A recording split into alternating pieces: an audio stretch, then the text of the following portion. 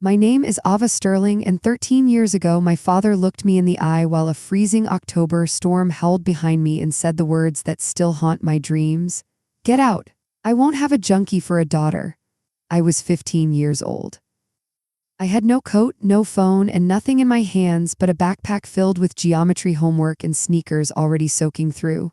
3 hours later, a phone call from the police made his world collapse, but by then, the girl he knew was already gone. Now, I'm 28, sitting in my high-rise apartment in Chicago, staring at a letter on my marble countertop. It's written in a shaky, frail hand on the letterhead of a hospice center. After over a decade of silence, my father is dying, and he wants to beg for a forgiveness he hasn't earned. The rain hitting my window today sounds exactly like the rain on October 14, 2012. It was a Tuesday. I remember it because I had just aced a midterm and was walking home thinking about normal 15-year-old stuff. Whether I could convince my dad to let me get a vintage leather jacket or what I wanted for dinner.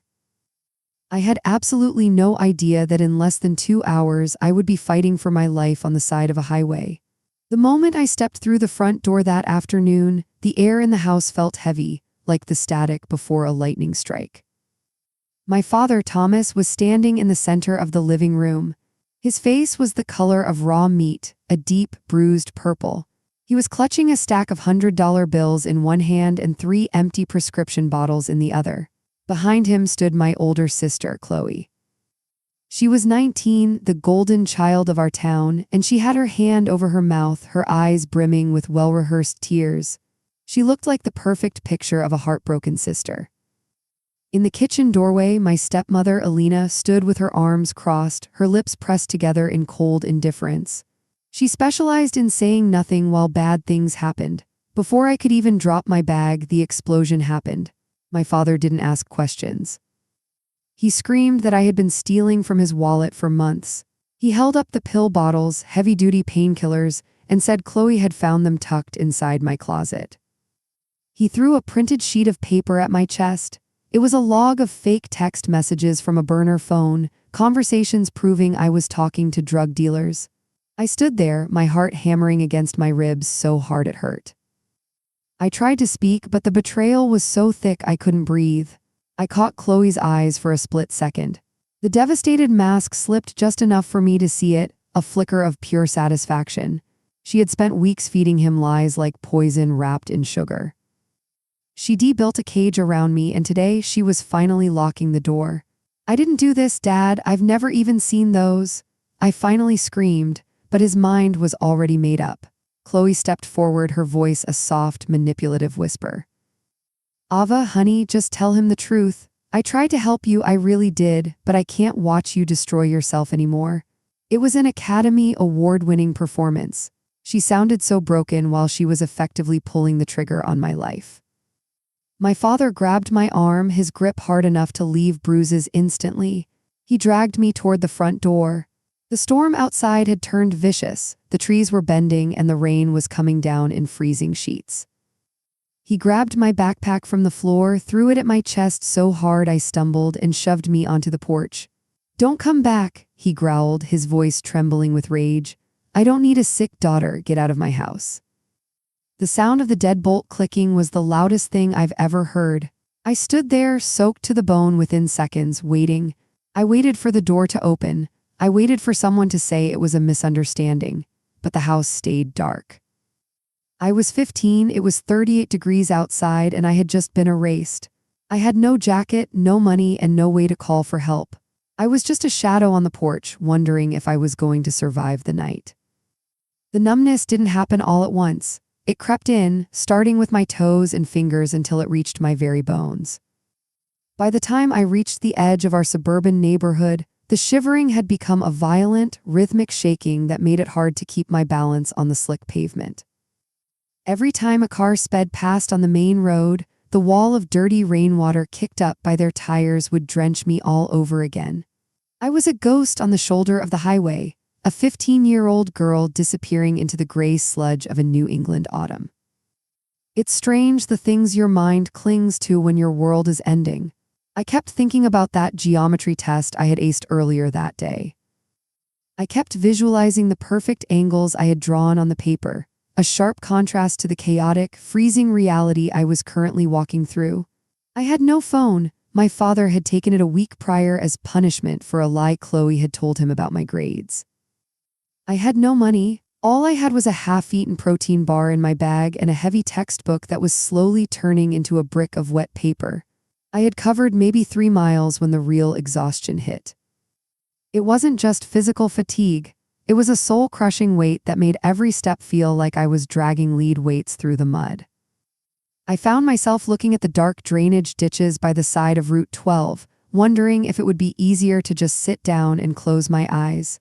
The wind was whipping my hair into my face, and the cold was starting to feel warm. That was the most terrifying part. When the freezing cold starts to feel like a warm blanket, you know your body is giving up. But then I saw Chloe's face in my mind. I remembered that tiny flicker of victory in her eyes when the deadbolt clicked. If I died out here, she wouldn't just win, she would get away with it. She would cry the loudest at my funeral, playing the role of the grieving sister who tried so hard to save her troubled sibling. She would inherit everything my mother had left for us, and she would spend the rest of her life in the warmth of the house I was kicked out of. That thought was like a jolt of pure adrenaline. I forced my legs to move, 1 step, 2 steps. What my father was too blinded to see was that Chloe hadn't just turned him against me. She had been siphoning the life out of our family for years. Since our mother passed away from cancer 5 years earlier, the light in our home hadn't just dimmed, it had been extinguished. My father buried his grief in scotch and long hours at the office, leaving Chloe to become the gatekeeper. She was the one who signed my permission slips, the one who checked my homework, and the one who whispered in my father's ear every night about how I was struggling and acting out. The real motive, though, was the inheritance. My mother, Patricia, had been a brilliant investor. She had left a substantial trust fund for both of us, but the documents contained a specific morality clause. If one of us was deemed unfit or suffering from severe behavioral or substance issues, the other sibling would be appointed as the sole trustee. Chloe had already burned through her own savings on a lifestyle she couldn't afford and a boyfriend, Riley, who was a bottomless pit of bad debt. She didn't just want me out of the house. She wanted me legally erased so she could claim my half of the money. By mile 5, my body finally gave out. I reached an old, rusted-out bus stop shelter. I tried to pull myself onto the wooden bench, but my fingers were white and stiff like pieces of chalk. They wouldn't grip the wood. I collapsed onto the concrete floor, my backpack spilling open. My geometry textbook landed in a puddle, the ink of my perfect test scores bleeding into the gray water. I remember looking at it and feeling a profound sense of grief. That book was the last piece of the good daughter I had tried so hard to be. I must have drifted into the first stages of a coma. The sound of the rain faded into a soft, distant hum. I thought I saw my mother standing at the edge of the road, wearing her favorite yellow cardigan, reaching out her hand. I tried to reach back, but my arm felt like it belonged to someone else. Then there were lights, bright, oscillating blue and white flashes cutting through the rain. I heard the crunch of tires on gravel and the sharp slam of a car door. A voice, commanding and sharp, broke through the fog in my brain.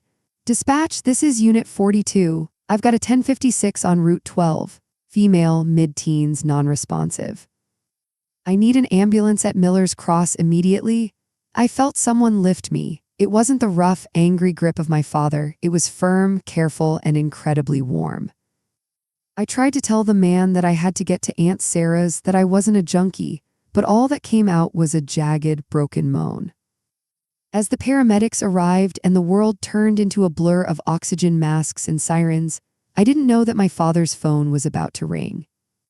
And I didn't know that the man who found me, Officer Marcus Thorne, was about to become the first person in years to actually look for the truth. The siren was a lonely, piercing wail that seemed to battle the thunder as the ambulance raced toward County General. Inside, the world was a frantic blur of fluorescent lights and the sharp, clinical smell of antiseptic. I remember the paramedic, a woman with kind, tired eyes, rubbing my frozen arms with heated blankets. She kept talking to me, her voice a steady anchor as I drifted in and out of a terrifying, icy fog. She asked for my name, my age, and my address. When I whispered the name of my neighborhood, I saw her hand pause. She looked at Officer Marcus Thorne, who was standing by the ambulance doors. The look they exchanged wasn't pity, it was a cold, sharp fury. They knew that neighborhood. It was the Gold Coast of our town, the place where families were supposed to be safe.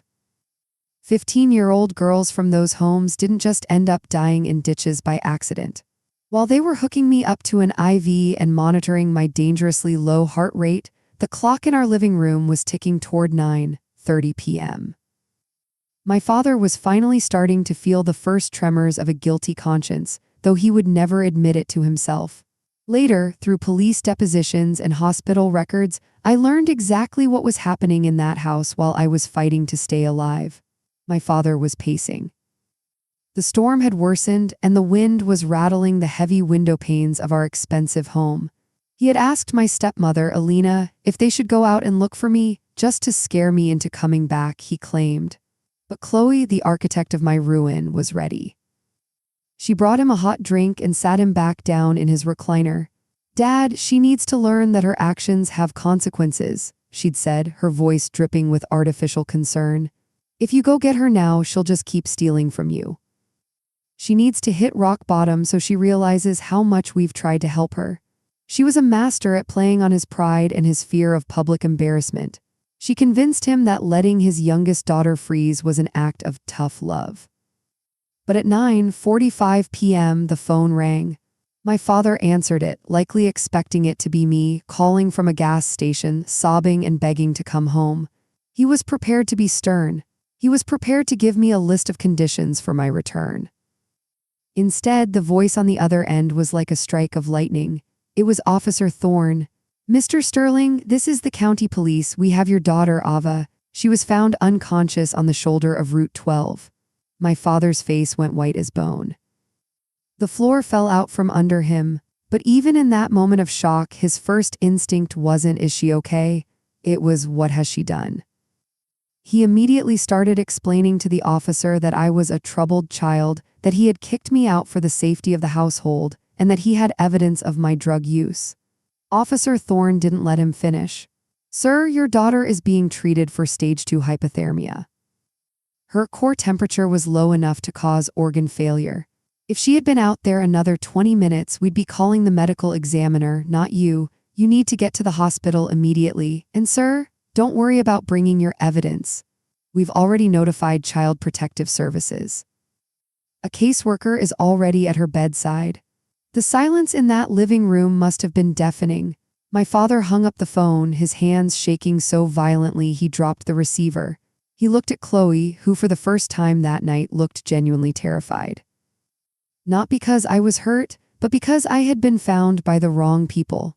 Her plan required me to disappear, to run away to the city, to become a runaway statistic. She hadn't accounted for a cop who actually did his job.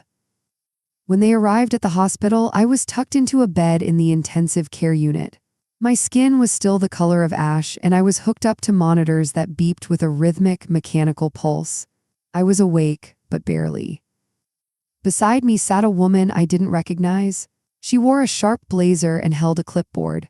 Her name was Diane Miller, a veteran caseworker who had spent 20 years seeing through the lies of perfect families. My father burst into the room, followed by a pale, silent Chloe and a tight-lipped Alina.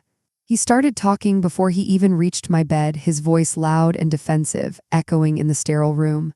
"You don't understand the situation. She's been stealing. We found the money. We found the pills. I had to protect my family." Diane Miller didn't stand up. She didn't even look up from her clipboard at first.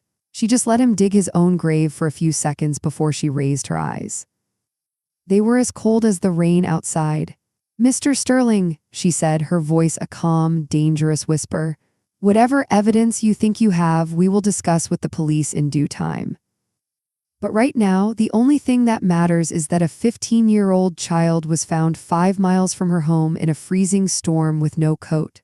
In this state, that is called felony child abandonment and reckless endangerment.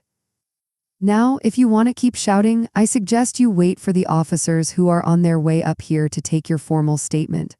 I watched my father shrink. He looked at me, lying there among the wires and tubes, and for the first time in years, I saw a flash of the man he used to be. But then I looked past him at Chloe. She was standing in the corner, her eyes darting around the room. She wasn't looking at me with love or regret. She was looking for the exit. The hospital room felt like a courtroom where the walls were slowly closing in. My father stood there, frozen, caught between his dying pride and the horrific reality of what he'd done. But the real shift happened when the door swung open again, hitting the wall with a sharp, echoing bang. My Aunt Sarah marched in. She didn't look like a woman who had been woken up by an emergency call at midnight. She looked like a soldier reporting for duty. She didn't even acknowledge my father as she walked past him. She came straight to my side, took my hand, which finally felt warm again, and kissed my forehead. "I'm here, Ava, you're safe now," she whispered. Then she turned around. The look she gave my father could have withered stone. "Thomas, if you ever breathe the same air as this child again, I will make sure the rest of your life is spent behind a plexiglass window. How dare you? How dare you throw Patricia's daughter into the street like trash?" My father stumbled back, his voice small and defensive. "Sarah, you don't know, the pills, the money, she's sick. The only thing sick in that house is the person who convinced you to do this," Sarah snapped, her eyes shifting like a laser toward Chloe. Chloe tried to shrink into the shadows of the corner, but there was nowhere left to hide. "I've watched you, Chloe. I've watched you manipulate your father since the day we buried your mother. You thought I didn't notice the missing jewelry from Patricia's box? You thought I didn't see the way you looked at Ava's college fund? I knew you were greedy, but I didn't know you were a monster." Diane Miller, the caseworker, stood up then. "Ms. Sterling, I'm the CPS representative. I've already authorized an emergency removal. Ava will not be returning to that residence. Not tonight and likely not ever." My father's head snapped toward Diane. "You can't do that, I'm her father." "A father who abandoned his minor child in life-threatening conditions," Diane replied, her voice clipping every word with surgical precision. "As of this moment, the state is taking temporary custody. However, Ms. Sarah has already applied for emergency kinship placement. Given the circumstances, the police are currently downstairs reviewing the evidence you brought. We'll see what they find." That was the turning point. Chloe's face, usually so composed, began to twitch. The smirk she had worn on the porch was gone, replaced by a jagged, frantic energy. She had been so focused on getting me out of the house that she hadn't considered the scrutiny an actual police investigation would bring. She thought Dad would just kick me out, I'd run away to the city to live with friends I didn't actually have, and she could slowly drain my trust fund while everyone assumed I was off living a life of rebellion. She hadn't accounted for Officer Thorne. She hadn't accounted for Aunt Sarah, and she certainly hadn't accounted for Mrs. Gable. Mrs. Gable was our neighbor, a retired librarian who lived in the house directly across from ours. She was a chronic insomniac who spent her nights sitting by her front window. While I was being stabilized in the ICU, Officer Thorne had already sent a deputy to our neighborhood to knock on doors. He wanted to know if anyone saw me leave. What the deputy found was a goldmine of truth. Mrs. Gable hadn't just seen me leave, she had seen everything. She told the officer that she saw my father drag me to the porch. She saw him throw the backpack at me like I was a stray dog. But most importantly, she saw what happened before I got home from school.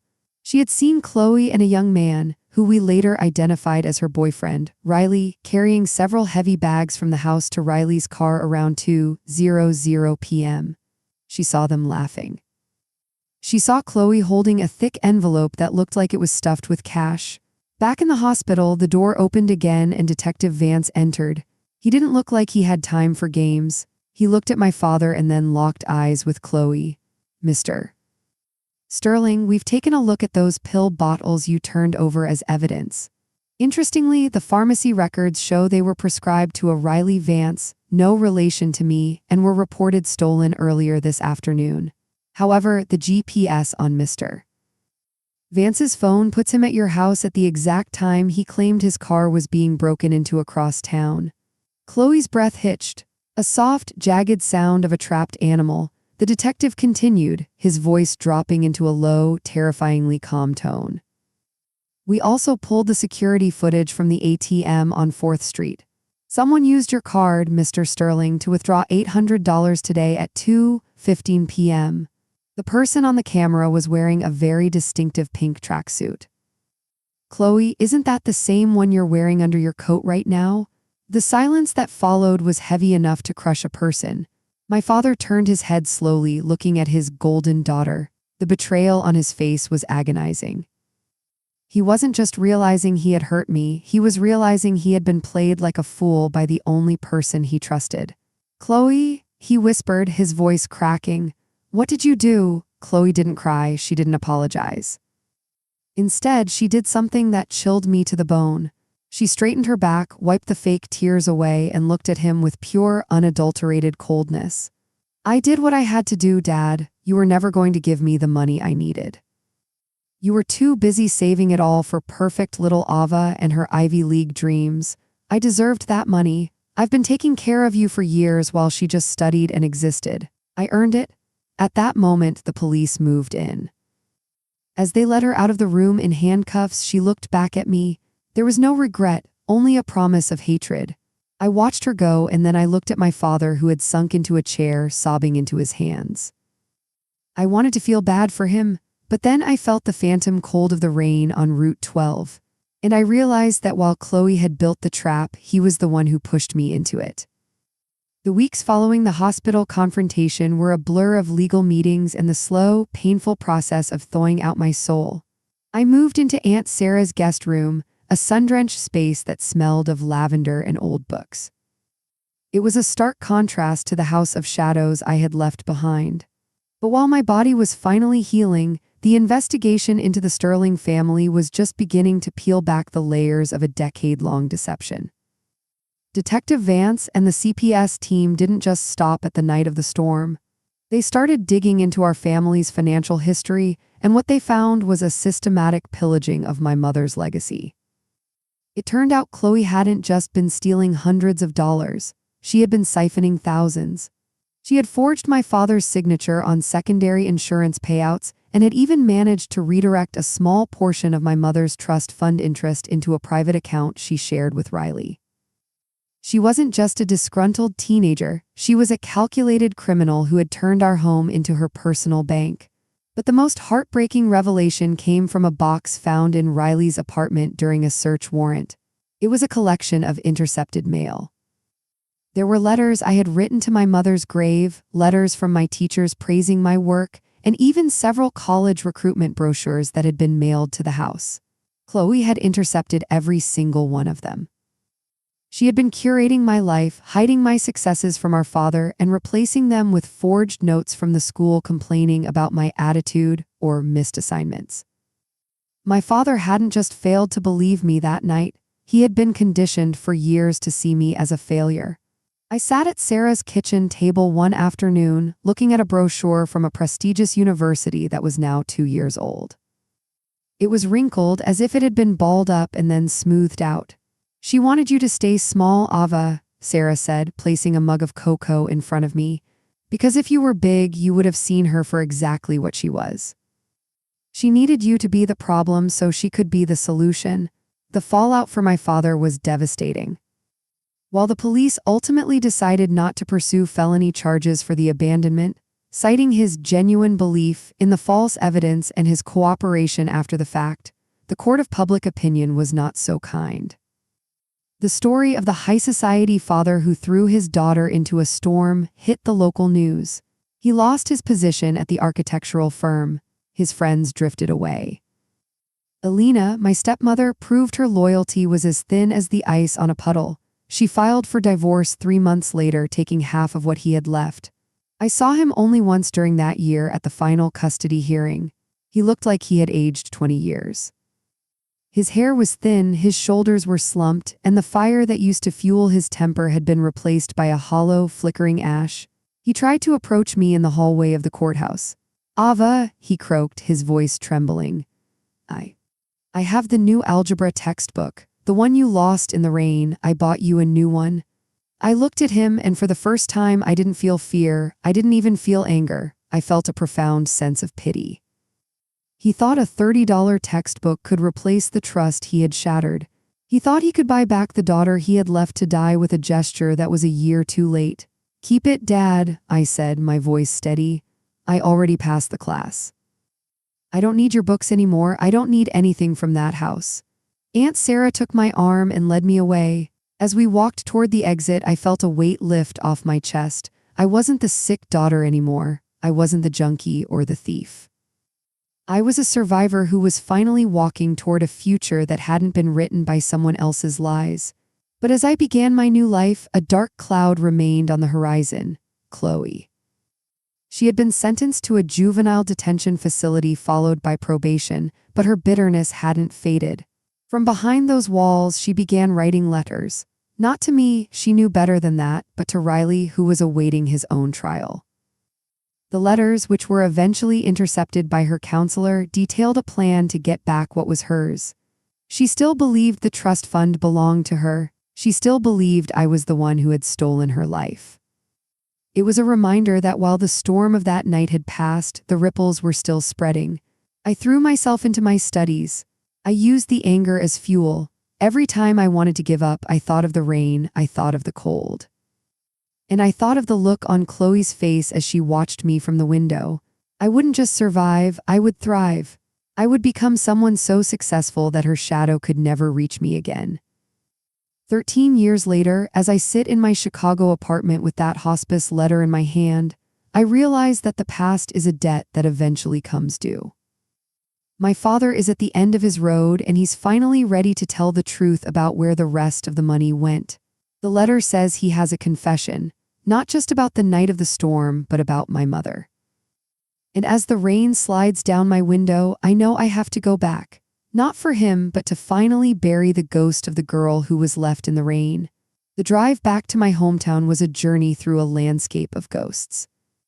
Every highway sign, every familiar bend in the road, felt like a finger pressing into an old, unhealed wound. I pulled into the parking lot of the Silver Oaks Hospice Center just as the sky began to bruise with the deep, heavy colors of a setting sun. The building was beautiful, expensive, and smelled of lemon polish and the quiet, sterile finality of life. It was a far cry from the freezing shoulder of Route 12, where my father had nearly ended my story. Walking down the hallway toward room 412, I felt like that 15-year-old girl again, soaked, shivering, and waiting for a blow to land. But when I pushed open the heavy wooden door, the man in the bed wasn't the giant who had dragged me to the porch. He was a shell. Thomas Sterling was hooked up to more machines than I had been in the ICU, his skin the color of old parchment, his breathing a wet, rattling struggle that sounded like static on a radio. "Ava," he whispered, his eyes fluttering open. They were cloudy with cataracts and the heavy haze of morphine, but they cleared for a split second when they landed on me. "You came." "I came for the letter, Dad," I said, sitting in the hard plastic chair near the bed. I didn't reach for his hand. I couldn't bring myself to touch the skin that had once pushed me into the dark. "The letter said you had a confession about Mom, about the money." He closed his eyes, a single tear tracking through the deep wrinkles of his cheek. "I was a weak man, Ava. When your mother died, I didn't just lose my wife, I lost my compass. Chloe, she saw that. She knew I couldn't handle the grief, so she gave me a version of reality that was easier to swallow. It was easier to believe you were the problem than to admit I was failing you both." He coughed, a harsh, hacking sound that shook his entire fragile frame. After he settled, he looked at me with a desperate intensity. "The trust fund.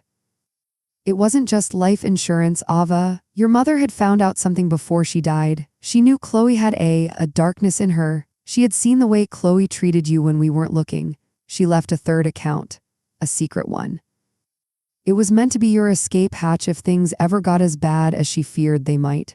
My heart skipped a beat. "A secret account? Where is it?" "I hid it," he wheezed. "After that night, after I realized what Chloe had done.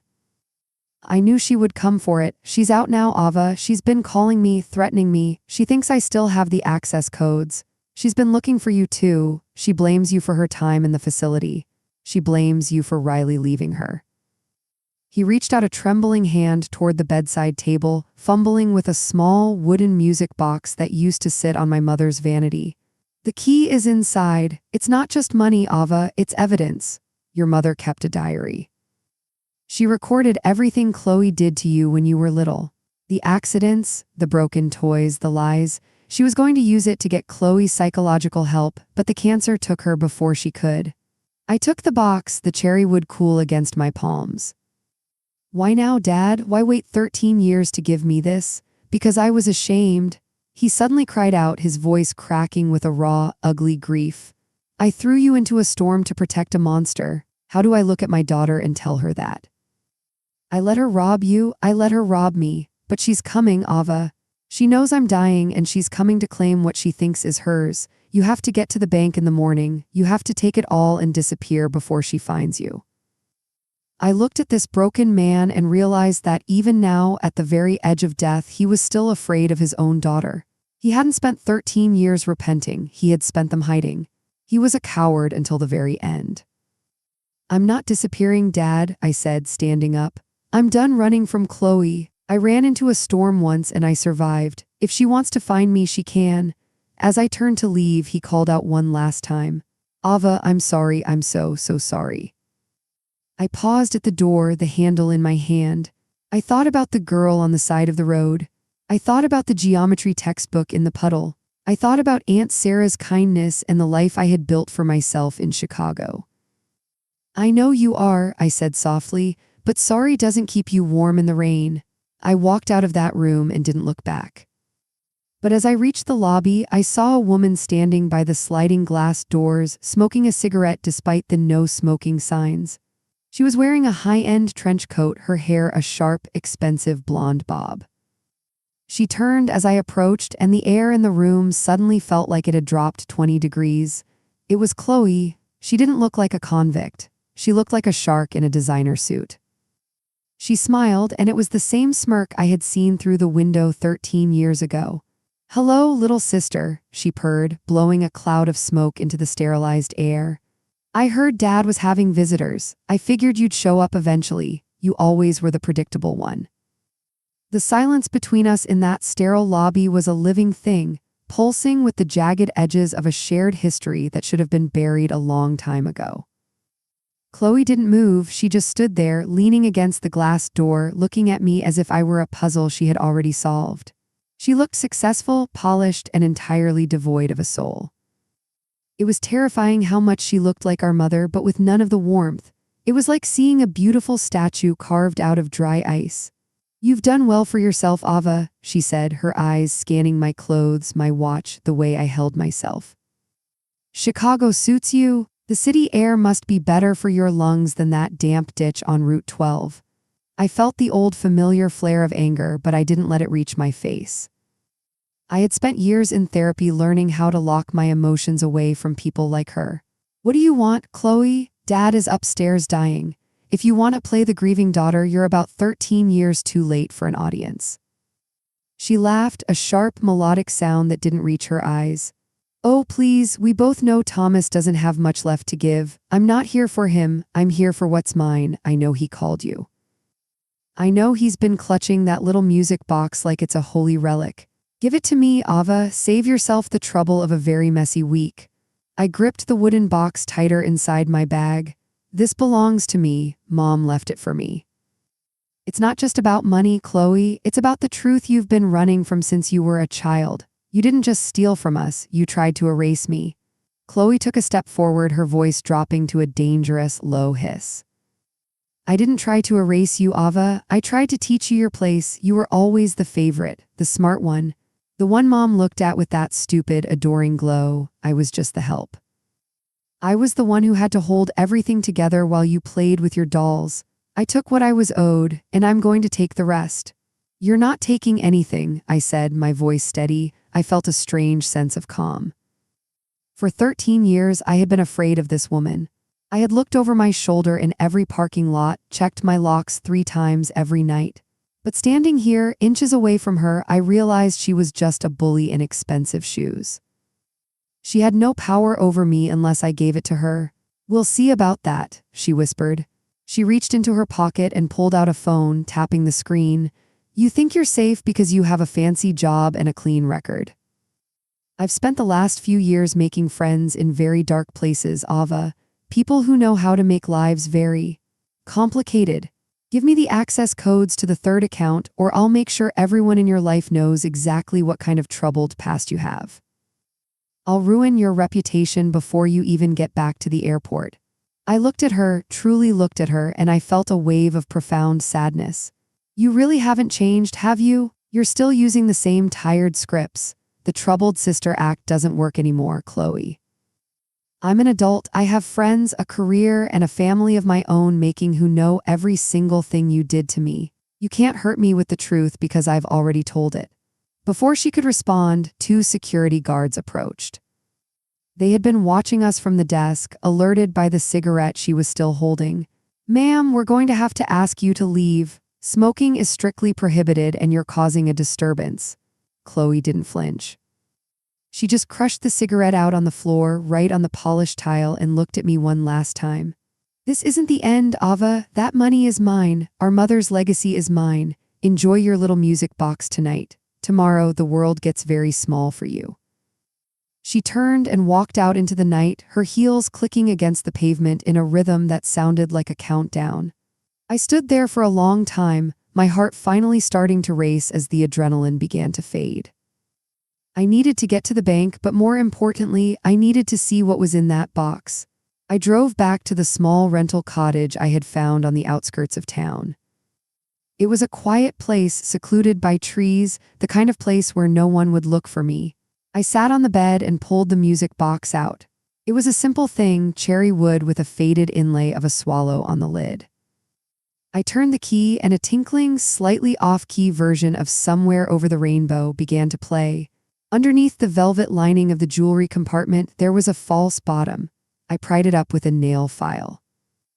Inside was a small, high-capacity flash drive and a handwritten note on yellowed stationery. To my dearest Ava, the note began, "If you are reading this, it means the storm I feared has finally arrived. I saw the way she looked at you today, the way she broke your favorite necklace and lied about it with such ease. It broke my heart to realize that my own child carries a darkness I cannot fix. I have set aside a fund for you protected by a private firm, but more importantly, I have recorded the truth. Use this to protect yourself. Never let her shadow dim your light. I love you more than the stars. Mom." I plugged the flash drive into my laptop. Files started popping up, video entries, scanned documents, and audio recordings. I clicked on the first video. It was my mother looking pale and thin, but her eyes were sharp. "It's June 12th, 2007, she said into the camera. "Today, I found Chloe trying to push Ava down the basement stairs. When I confronted her, she laughed. She said it was just a game, but I saw her face. There was no play in it. I am scared for my youngest daughter." As the morning light bled through the curtains of my small rental cottage, the weight of the flash drive in my hand felt like lead. I had spent the entire night watching my mother's ghost testify from beyond the grave. Every video was a new scar opened. I saw a younger version of myself crying over a lost kitten that Chloe had actually abandoned in the woods. I heard my mother's trembling voice describing how Chloe had set a small fire in the garage and blamed it on the neighbor's kid. It was a map of a monster's evolution, a chronological guide to how my sister had been practicing her manipulations since she was old enough to speak. But there was one folder on the drive labeled "The Firm." When I opened it, I found the legal documents for the third account my father had mentioned. It wasn't just a bank account. It was a private trust managed by a high-end firm in Boston, specifically designed to be untouchable by anyone except me. It was verified by a biometric scan and a specific set of security questions only I would know the answers to. The balance was staggering. My mother had been far more successful in her private investments than my father ever realized, and she had moved every cent of her personal wealth out of his reach to ensure I would never be under Chloe's thumb. I knew Chloe would be tracking my car. I knew she'd have someone watching the local banks, expecting me to walk into a branch of the bank our father used. But I wasn't that girl anymore. I called a high-end security firm in Chicago, people I had worked with through my architectural firm, and I made 2 requests: an armored transport to the city and a private investigator to dig into Chloe's dark friends she had boasted about in the lobby. By 10:00 a.m., my phone buzzed. An unknown number. I knew it was her before I even answered. The clock is ticking, Ava. Chloe's voice was smooth, like silk wrapped around a razor. I saw you leave the cottage. You're heading toward the city. Don't think you can outrun me. I have people at the bank's office. If you try to access that money, things are going to get very violent very quickly. I'm not going to the local branch, Chloe, I said, my voice eerily calm, and I'm not giving you a single cent. I've seen the videos, Chloe. I've seen the diary entries. Mom knew. She knew exactly what you were, and she recorded it all. She saw you push me down those stairs when I was 6. She saw you steal her jewelry. She saw everything. There was a long, cold silence on the other end. For the first time, I heard a crack in Chloe's composure, a sharp intake of breath. What are you talking about? Mom was sick. She was delusional. No one will believe the ramblings of a dying woman from a decade ago. Maybe not a court of law, I replied. But what about your investors? I did some digging of my own this morning. You're trying to launch a luxury lifestyle brand, aren't you? You're trying to be the reformed socialite. I wonder what your backers would think if they saw the footage of you trying to drown your sister's kitten when you were 12. I wonder what they'd think of the evidence that you forged our father's signatures for years. I have the files, Chloe. I have the proof. You wouldn't, she hissed, her voice trembling with rage. I would, and I will, unless you disappear right now. Go back to whatever hole you crawled out of and never mention the Sterling name again. I hung up.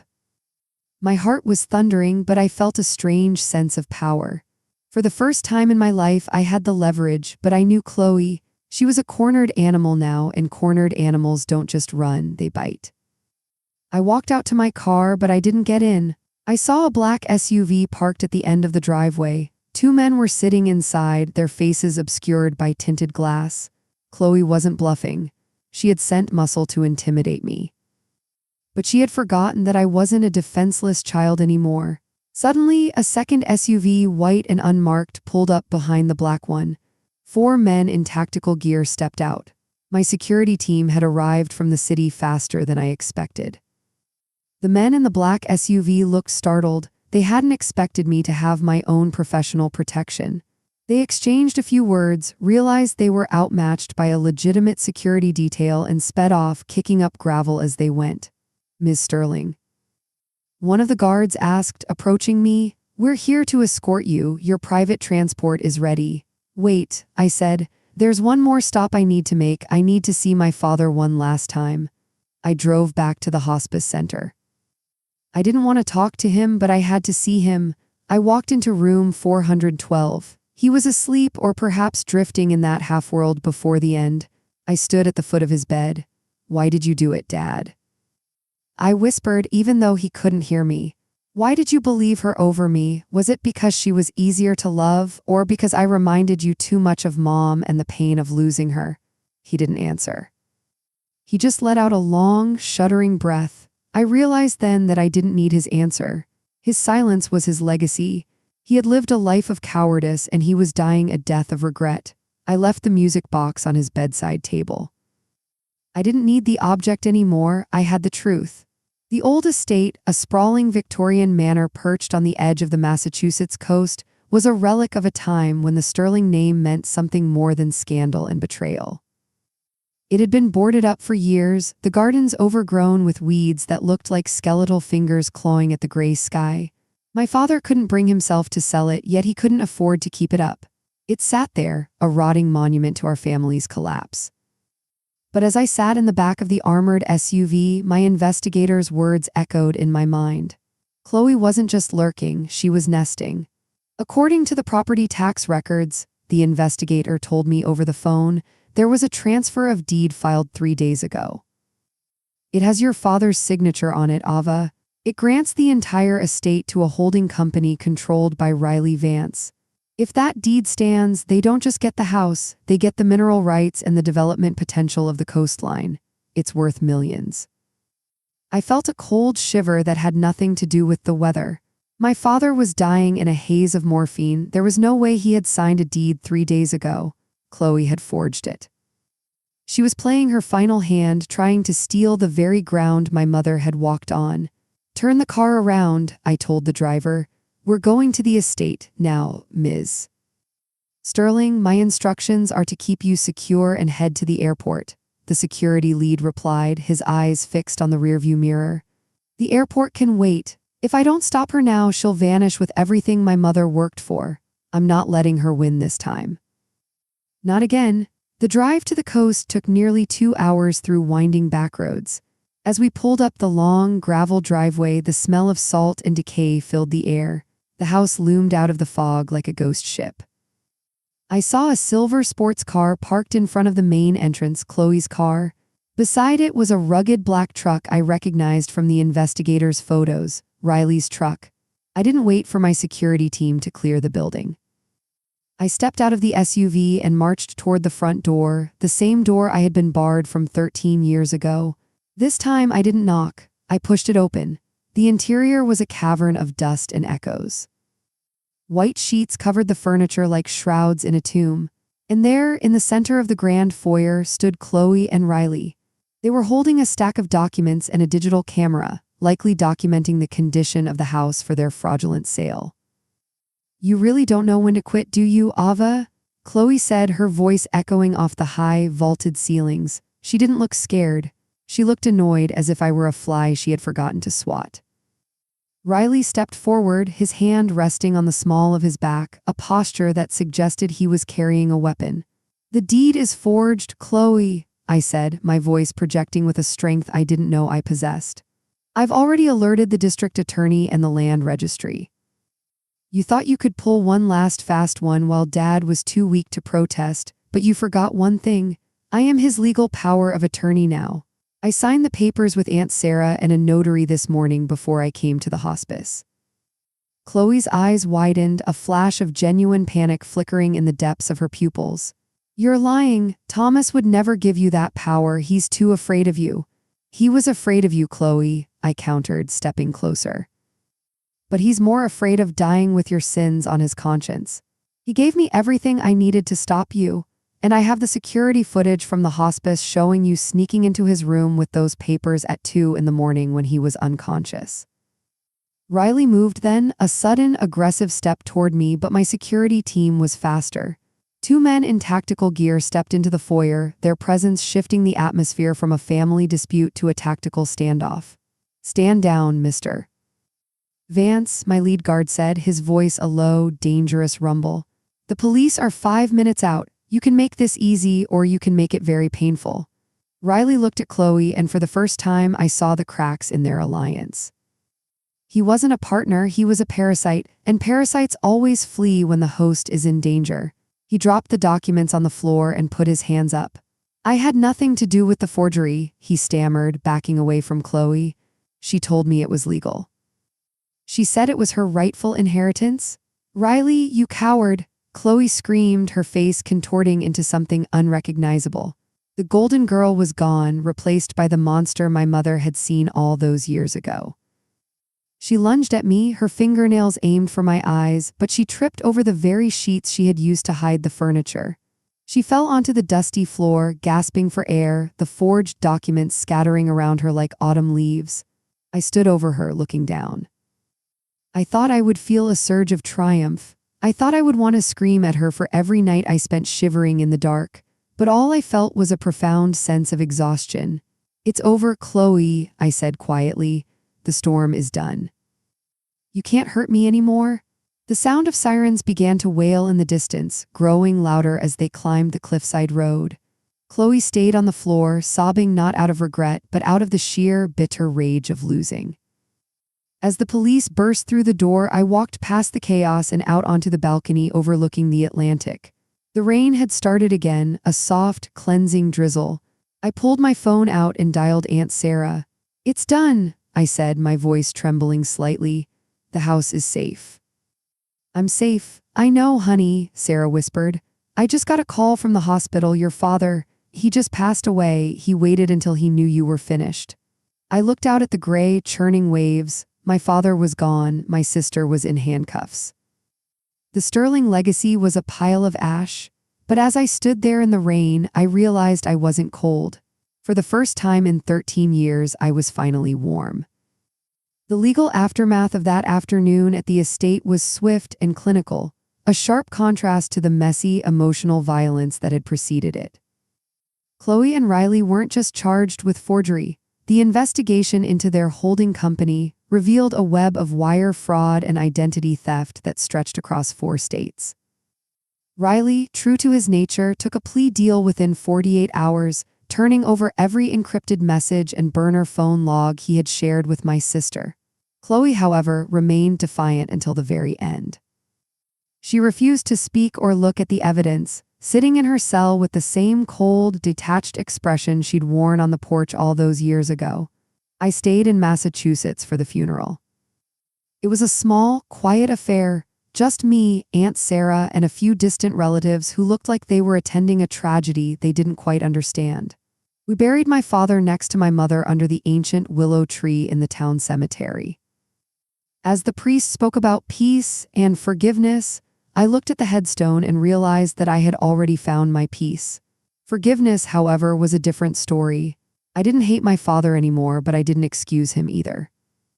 He was a man who chose the easy lie over the hard truth, and he paid for it with a decade of loneliness. After the service, I returned to the old estate one last time. The police had cleared out and the house was silent. I walked through the rooms, pulling the dusty sheets off the furniture, letting the sunlight hit the mahogany tables and the velvet chairs.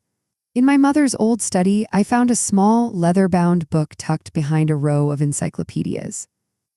It was her personal journal, separate from the files on the flash drive. The last entry was dated 2 days before she died. "Ava is so much stronger than she knows," it read. "She has a light that even this house cannot dim. I am leaving her the means to fly because I know the wind here will try to break her. My only hope is that she finds her way back to the sun." I sat on the floor of that empty room and cried, not for the girl in the rain, but for the woman I had become. My mother hadn't just left me money, she had left me a vision of myself that I had spent 13 years trying to find. I didn't need the sterling name, I didn't need the house on the cliff. I just needed to believe that I was worth saving. I made a major decision that afternoon. I didn't sell the estate to a developer. Instead, I donated the land and the house to a foundation that provides transitional housing and legal advocacy for homeless youth, specifically those who have been displaced by family conflict or false accusations. We named it Patricia's Haven. I wanted the place that had been a cage for me to become a sanctuary for others. I wanted the sound of the ocean and the salt air to represent a beginning, not an end. A month later, back in Chicago, I received a final package from the private investigator. It contained the court transcript from Chloe's sentencing. She had been given 15 years in a maximum security facility. The judge had been particularly moved by my mother's video testimony, calling Chloe's actions a systematic assassination of a child's soul. I closed the file and walked over to my window. A storm was rolling in off Lake Michigan, the sky turning that familiar bruised shade of purple. I watched the first few drops of rain hit the glass. For the first time in my life, I didn't feel the phantom shiver. I didn't feel the need to check the locks or pull my coat tighter around my shoulders. The letter from the hospice center was still on my table, but beside it was a new document, the blueprints for a project my firm had just won. A community center for at-risk teens. I picked up my pen and started to work. My hands were steady. My mind was clear. Life has a funny way of coming full circle. The rain used to be my enemy, a reminder of the night I was discarded like trash. But now, as the thunder rumbles in the distance, I see it for what it truly is, a cleansing. It washes away the dust of the past, the grime of the lies, and the salt of the tears. It makes room for something new to grow. My name is Ava Sterling. I am no longer the 15-year-old girl soaking wet on the side of Route 12. I am no longer the victim of a sister's greed or a father's weakness. I am the architect of my own life, and I have built something that no storm can ever tear down. As I watch the rain slide down the window, I smile. Let it rain. I'm not outside anymore, I'm home.